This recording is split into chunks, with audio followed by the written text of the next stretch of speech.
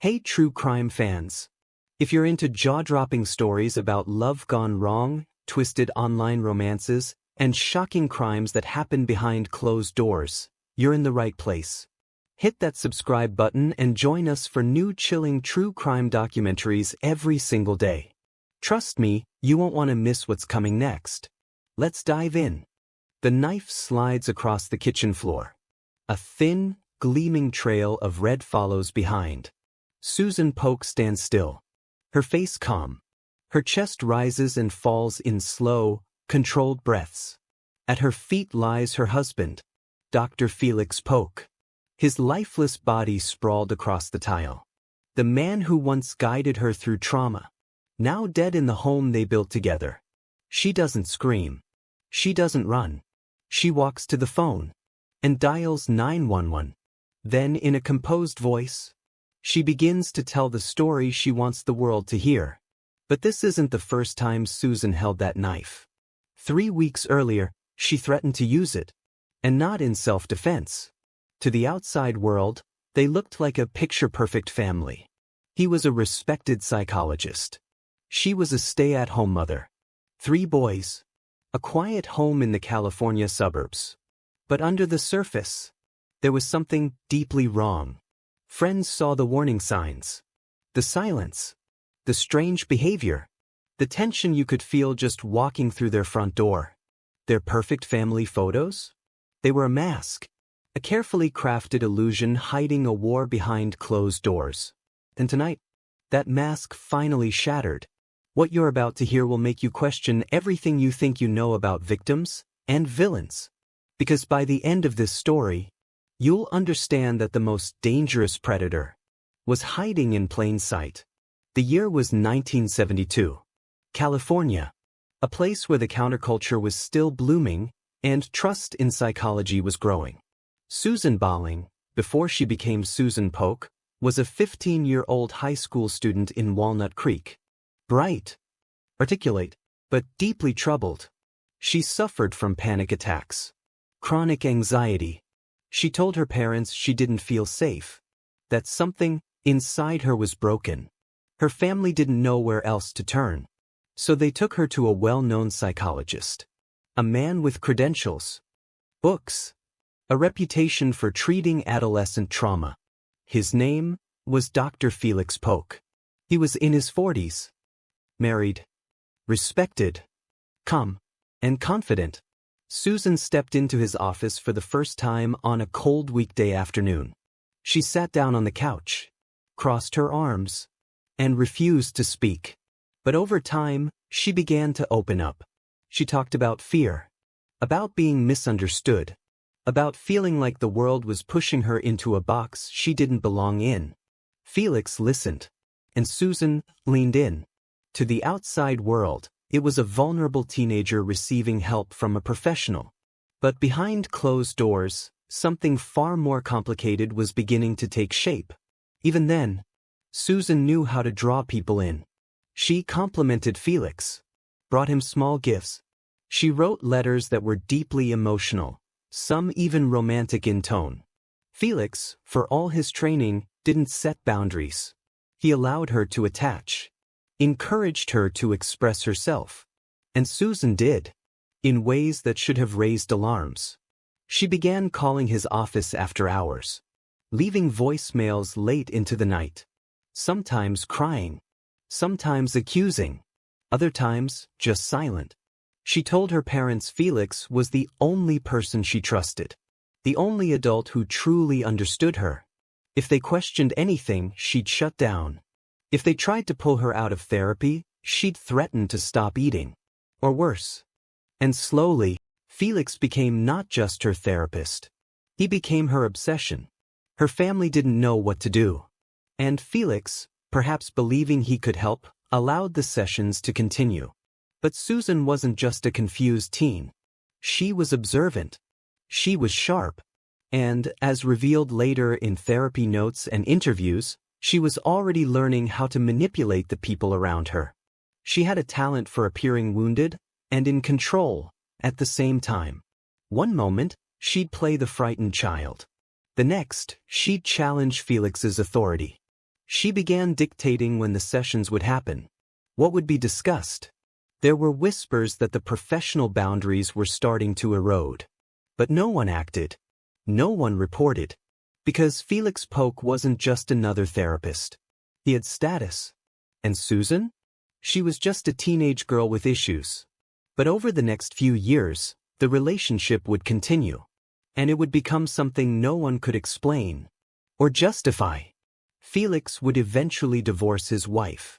Susan would return to him as a young adult. And not long after, they would marry. To the outside world, it looked strange. But Felix insisted it was real love. That he had helped Susan heal. And that what began in therapy had evolved into something deeper. But years later, as investigators combed through Felix's notes, Susan's letters, and interviews with people who knew them both, the truth began to look very different. Because even in those early sessions, Susan wasn't just a patient. She was learning. She was watching. She was testing the rules. And how far she could bend them. According to documents later revealed in court, Susan began expressing controlling behavior at just 16. She exaggerated stories, fabricated threats, and used psychological language to shield herself from criticism. Felix's colleagues would later describe how his personality changed after Susan re-entered his life. He became erratic, withdrawn, defensive. But at the time, no one intervened. What happened between them in those early years is still debated. Was it grooming? Was it manipulation? Was it a mutual fall into something deeply unethical? Maybe it was all three. But what's clear is this. From the very beginning, this wasn't a story of doctor and patient. It was a slow-motion power struggle. Disguised as love. Dressed up as healing. Built on secrets. Because even then, Susan knew exactly how to get what she wanted. And what she wanted was Felix. But years later, when the truth came out, investigators would learn that Susan had been lying about this relationship from day one. Power doesn't always come with a title. Sometimes, it comes in a whisper, a glance, a hand on your shoulder, at just the right moment. By the time Felix Polk was 39, he had built a life many envied. He was a well-known psychologist. Published. Respected. Married. 3 children. He lectured about human behavior, about trauma, identity, and control. But he had no idea that behind the polite smile of a 15-year-old girl was a force that would unravel his entire world. Susan Polk was no longer the crying teenager who first stepped into his office. Gone were the tears, the shaking hands, the frightened glances. Something had changed. Inside her, and around her. She was confident now. Calculating. And she was watching Felix. Studying him, like a subject. At first, he convinced himself he was helping her. That her attention was just admiration. That her affection was misplaced and innocent. But deep down, he felt it. The shift. The late-night sessions. The excuses to keep her just a little longer. The way she sat closer. How her hand would brush against his. The compliments. The long, knowing stares. He tried to tell himself it was nothing. That he could draw the line. That he was still in control. But he wasn't. And Susan knew it. Decades later, letters would surface. Handwritten notes from Susan to Felix that had been hidden in a box. Forgotten. Until after his death. They weren't harmless letters from a girl to her therapist. They were obsessive, forceful, full of love, but also fury, control, ultimatums. Susan didn't beg for his love. She demanded it. In one letter, she told him he was her destiny. In another, she threatened to disappear forever. In another still, she hinted at suicide. If you don't leave her, you'll never see me again. I can't live like this. This ends. Or I do. And Felix cracked. He left his wife, his home, his 3 sons, and stepped into Susan's world. It was scandalous, unthinkable. A grown man, respected in his field, leaving his family for a teenage patient? But it happened. And with it, something in Felix broke. His friends noticed it first. He withdrew. His lectures stopped. His writing stalled. He looked hollow. Colleagues who once admired his brilliance now whispered about his downfall. What happened to Felix? He's not the same. There's something wrong. And behind closed doors, a darker truth brewed. His ex-wife, Sharon, kept a diary. A quiet record of what Susan had done. She wrote about the harassing phone calls. The 2 a.m. rings. The voice that never screamed, never threatened outright. Just whispered. I'll take him from you. You're in the way. You should leave. Susan had become a storm no one saw coming. Not even Felix. He believed he was in love. But what if it wasn't love? What if it was manipulation, wrapped in intimacy? He had spent years studying trauma. But he never saw her as the weapon. And why would he? She was young, soft-spoken, vulnerable. But the truth? She was in control the entire time. By 25, Susan had everything she wanted. She married Felix, moved into a beautiful home, raised their children, held court in elite social circles. She had become Mrs. Polk. But she didn't just want a husband. She wanted his identity, his credibility, his legacy. And when she couldn't fully control him, she turned her attention to the only thing left, his children. Because for Susan, the seduction was just the beginning. When Susan married Felix Polk in the early 1980s, it seemed to be a new beginning, a chance at a fresh start for both. But beneath the surface, Susan was already weaving a web, a carefully constructed empire of control. To the outside world, she was the perfect wife, charming at social gatherings, warm with the children, loving in public. But behind closed doors, she was something else entirely. Felix's closest friends noticed the change immediately. Where once he was sociable and engaged, he became distant and withdrawn. He canceled lunches, skipped reunions, missed birthdays. Why? Because Susan was systematically cutting him off, isolating him. Whenever Felix made plans without her, Susan would create emergencies. Sudden panic attacks, fake illnesses, unexpected phone calls demanding his immediate attention. One friend described it as being emotionally hostage. Felix was trapped in a life where every move he made was monitored and controlled. But it didn't stop at Felix. Susan's grip extended deeper, to his children. At family gatherings, she played the doting stepmother. She hugged them tightly, smiled for the cameras, and gave the appearance of nurturing love. But when no one was looking, her expression hardened. Cold. Calculating. The boys quickly learned that pleasing their mother was not a choice. It was a necessity. They felt the weight of her gaze, the unspoken rules, their fears, their confusion. In private, Susan monitored their every move, their phone calls, their friendships, even their schoolwork. She recorded conversations with Felix, capturing private moments meant to stay just between husband and wife. Felix, unsuspecting, never realized the extent of her surveillance. Meanwhile, Susan was leading a double life. She regularly saw other therapists, not just to receive help, but to build her case. She portrayed herself as the victim, the abused wife trapped in a nightmare marriage.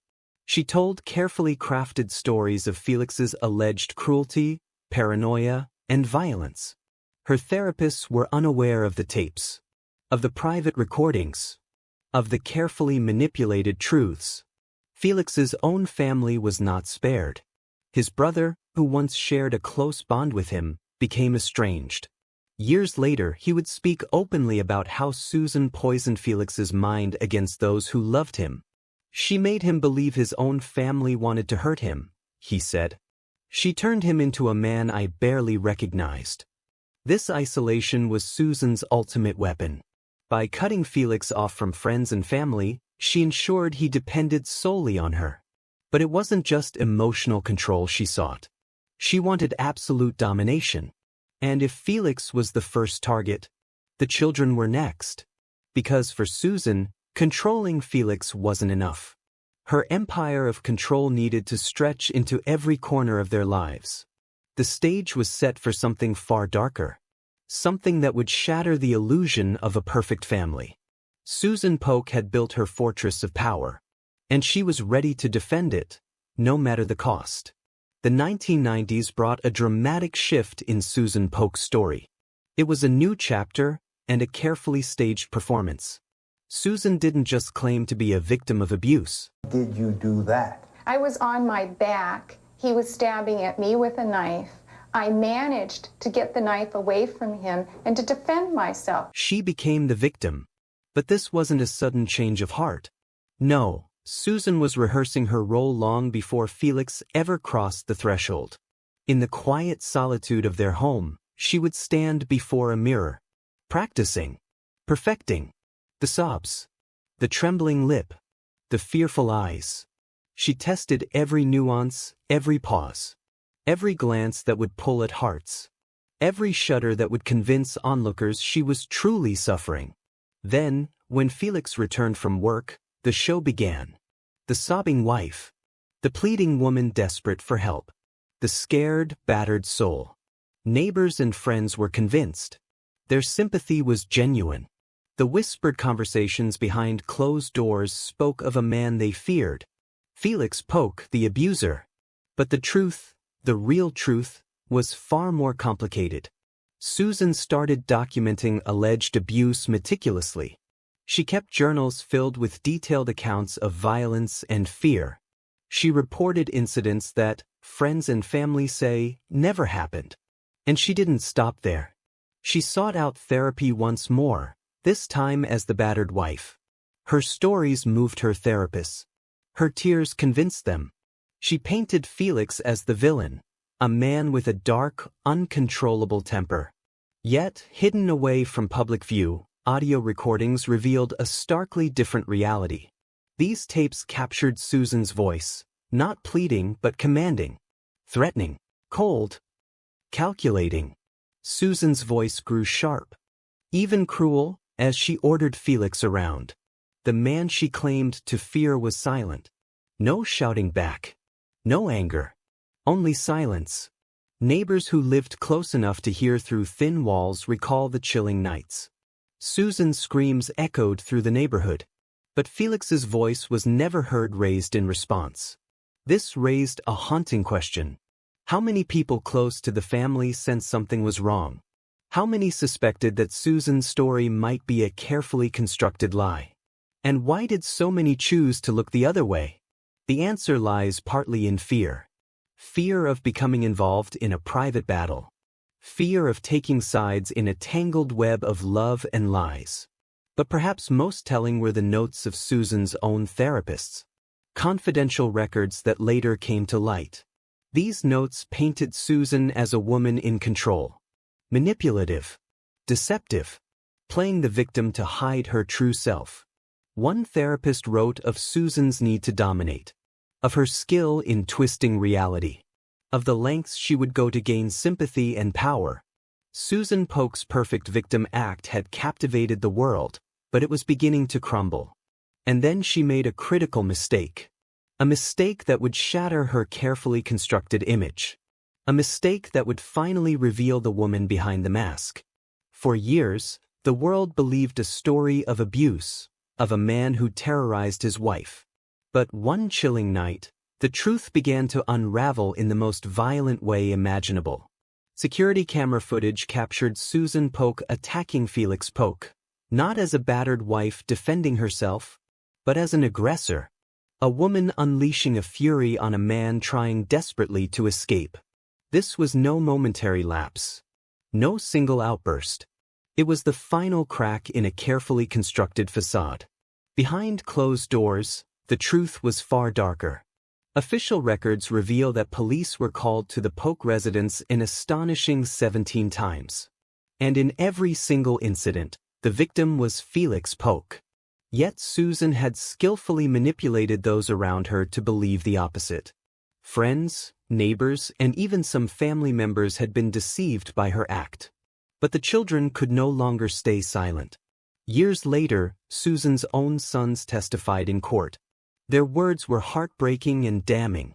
They revealed a pattern of abuse they witnessed firsthand, not from Felix, but from their mother. Emotional and physical torment. Manipulation that extended beyond their father to the entire family dynamic. But the most terrifying discovery came from digital evidence. Investigators uncovered Susan's internet search history. Among the queries were chilling searches like, "How to kill someone and make it look like self-defense." For over 2 years, Susan had been planning Felix's murder. Felix knew he was in danger. His fear was palpable. A secret phone call to his brother captured his terror. "She's going to kill me," he said in a trembling voice. "And everyone will believe her." That call was a haunting glimpse into a man trapped by deception and fear. Suddenly, the narrative flipped entirely. The victim, the abuser, the predator, all reversed. But even with the truth exposed, Susan's manipulation was far from over. Her most cunning, most brilliant act of deception was yet to be revealed. October 13, 2002, a date that would change everything. Susan Polk spent that day meticulously preparing her deadly plan. Her actions were calculated, deliberate, and cold. Hours before Felix even stepped through the door, Susan was already shaping the scene, moving furniture, arranging the room with precision. Every detail was designed to support the story she intended to tell. She wanted to control the narrative before the police even arrived. To draw Felix back home, Susan fabricated a crisis, a fake emergency involving their son. Knowing Felix's love and concern for his children, she counted on him to respond without question. He rushed home, unaware of the trap that awaited him. Susan had already hidden the murder weapon somewhere within the house, ready to use at a moment's notice. She had also planned her escape route, knowing exactly how she would get away after the act. Security footage from that evening captured Susan's unsettling calm. There was no sign of panic or hesitation. Her movements were steady, controlled. Like an actor performing a practiced role. In fact, Susan had rehearsed her 911 call many times. She knew exactly what words she would use to manipulate the first responders, to convince them of her innocence and fear. But despite her careful planning, Susan made a critical error. Her biggest mistake. Unbeknownst to her, a hidden camera was recording the entire setup. This footage would become a key piece of evidence that would unravel her carefully constructed lies. Meanwhile, Felix was growing increasingly afraid. Just hours before the murder, he sent a desperate text message to his lawyer. "She's lost it completely," he wrote. A simple sentence that captured the terror of a man trapped in a nightmare he couldn't escape. At exactly 10:30 p.m., Felix walked into the home, into Susan's deadly trap. Felix Polk arrived home that night, his voice echoing through the quiet house as he called out Susan's name. But the familiar warmth of their home was gone. The lights suddenly went out, plunging the rooms into darkness. In the shadows, a terrifying struggle erupted. Sounds of frantic movement, heavy breathing, and desperate grunts filled the air. For years, the narrative told was one of a man attacking his wife. But the reality of that night was far different. Felix wasn't the attacker. He was the hunted. The one trying to escape. Bloodstains traced a harrowing path across the floor, evidence that Felix, injured and weak, crawled toward the door, fighting for survival. Despite this, Susan's 911 call told a carefully scripted tale. Her voice calm, almost rehearsed, describing herself as the victim defending against an assault. She had taken time to clean up before calling for help. Wiped away the evidence of violence. Prepared a story to convince the police and the public. But one critical piece of evidence refused to lie. A detail so damning it would unravel Susan's entire narrative. This fatal mistake would become the key to exposing the truth. The moment when the hunter became the hunted. For weeks, Investigators had been digging. Susan's story was polished, rehearsed, but real life doesn't follow a script. And now, the illusion was about to break. In a quiet interview room, a detective pressed play. What followed was a voice no one expected to hear, not on tape. Felix Polk. The man Susan had painted as controlling, dangerous, and delusional, had planned for his own end. He had installed a hidden audio recorder in the very home he feared he might die in. What he captured would change everything. Susan's voice, calm, collected, cold. On the recording, she can be heard threatening Felix's life. But not in a moment of rage. This wasn't a scream or a meltdown. It was a plan. She outlined exactly how she could kill him and make it look like self-defense. She even rehearsed the words she would later say to the 911 dispatcher, word for word. The room went silent when the tape ended. It was no longer his word against hers. It was her word against herself. But that wasn't the only evidence that surfaced. Detectives pulled Susan's internet history. Search after search revealed an obsession, not with escaping abuse, but with perfecting a defense. Women who killed abusive husbands. Self-defense murder case wins. How to sound believable on 911. Then came the GPS data. The timeline Susan had sworn by, now completely undone. Her phone showed her leaving and returning to the house several times that night. Her alibi? Gone. Her timeline? Destroyed. And still, Susan believed she could outsmart everyone. In a stunning decision, she chose to represent herself at trial. No legal team. No filter. Just Susan and the courtroom she believed she could control. But the real Susan, the one behind the composed facade, was about to show. She cross-examined witnesses with venom, dismissed her own children's grief, interrupted the judge, berated the prosecutors. To some jurors, it wasn't just bizarre. It was revelatory. And then came the final twist, the one that left even seasoned courtroom observers stunned. Her children.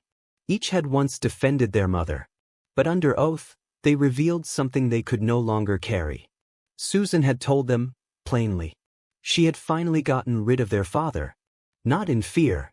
Not in desperation. But with relief. The courtroom sat in silence. The prosecution didn't need to say more. The jury had heard it and felt it. That mask Susan had worn for years, of the brilliant wife, the protective mother, the victim, crumbled in seconds. And in that moment, everyone in the courtroom saw it for what it was. The truth. Susan Polk hadn't snapped. She had calculated. She had manipulated. And ultimately, she had executed a plan to end her husband's life and blame him for it. But now, the evidence had spoken. And it did not lie. The only question that remained was how the jury would respond. The verdict would shock the public. But not the people who truly knew Susan. Susan Polk sat in the courtroom, eyes unblinking, jaw tense, lips curled into the faintest smirk. The verdict was read aloud, guilty. Life in prison. And still, no emotion. No tears. No gasps. No regret. Just silence. Because for Susan, the performance was finally over. This was the moment she could stop pretending.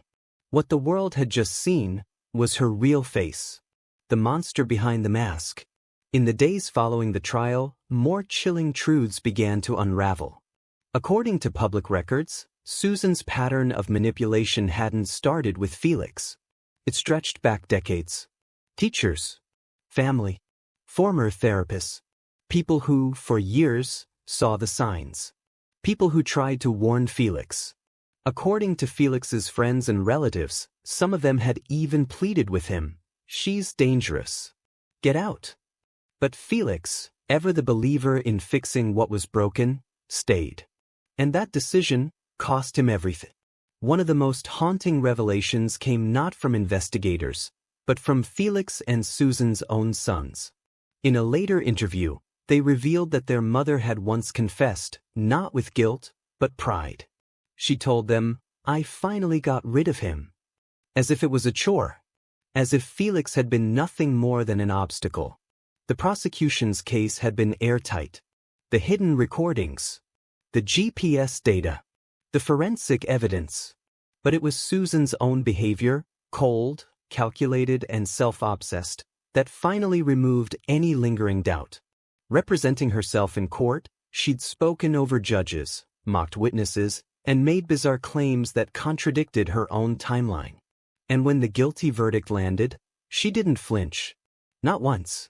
Even in prison, Susan Polk didn't stop manipulating.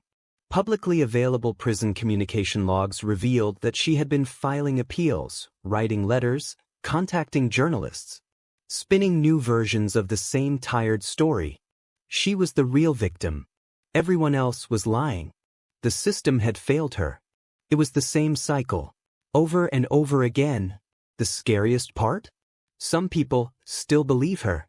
Because Susan Polk wasn't just a manipulator. She was brilliant at it. She fooled therapists, lawyers, judges, the media. She fooled neighbors and friends.